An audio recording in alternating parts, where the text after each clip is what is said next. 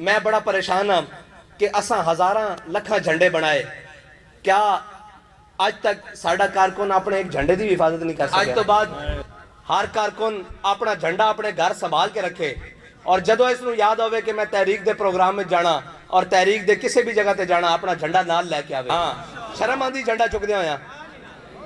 शर्म आंदी किसी नूं? नहीं आंदी तो फिर क्यों नहीं चुकते?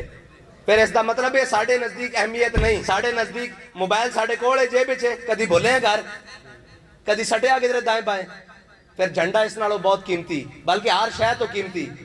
ये तो साड़ी जनाब उत्ते लगना, जदों ये ऐसा झंडा उत्ते सजा के तो हजूर की बारगाह में पेश होना कि हजूर सारी जिंदगी वो झंडा चाई रखिया जेड़ा झंडा तुहाडी नामूस दे इज्जत दा निशान सी। असीं उस झंडे दे नाल खड़े रहे हैं। इस वास्ते अज तो बाद ये भी गल तय हो गई कि अपना झंडा खुद संभाल के रखना, और ये तुहाडी हर शय नालों कीमती होएगा।